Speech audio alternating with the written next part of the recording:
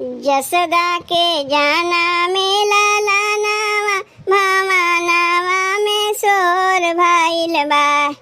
जसोदा के जाना में लाला नावा भावा नावा में शोर भइल बा। रामायण में बाजेला बाजनावा तो मानवा विभोर भइल बा। रामायण में बाजेला बाजनावा तो मानवा विभोर भइल बा। जसोदा के जाना में लाला नावा भावा नावा में शोर भइल बा। जसोदा के जाना में लाला नावा भावा नावा में शोर भइल बा। रामायण में बाजेला बाजनावा तो मानवा विभोर भइल बा। रामायण में बाजेला बाजनावा तो मानवा विभोर भइल बा। बरसेला री माझी में बदरिया की रातिया अन्हारिया नु हो। बरसेला री माझी में बदरिया की रातिया अन्हारिया नु हो। रामा भादव के चढ़ल बा महीनावा तो अष्टमी के दिनवा नु हो।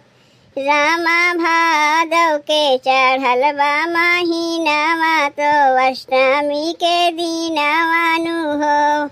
नंद बाबा के अंगनाइया तो देले सब बधाइया नु हो। नंद बाबा के अंगनाइया तो देले सब बधाइया नु हो। रामा लाला के सुंदर नामवा पड़ल बा कन्हैया नु हो। रामा लाला के सुंदर नामवा पड़ल बा कन्हैया नु हो। श्याम सुरतिया लुभावन सुंदर सुहावन हो। श्याम सुरतिया लुभावन सुंदर सुहावन हो।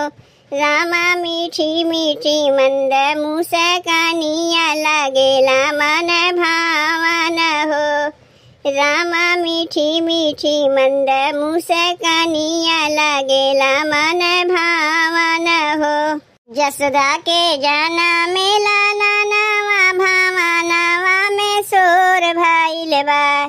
जसोदा के जाना में लाला नावा भावा नावा में शोर भइल बा। रामायण में बाजेला बाजनावा तो मानवा विभोर भइल बा।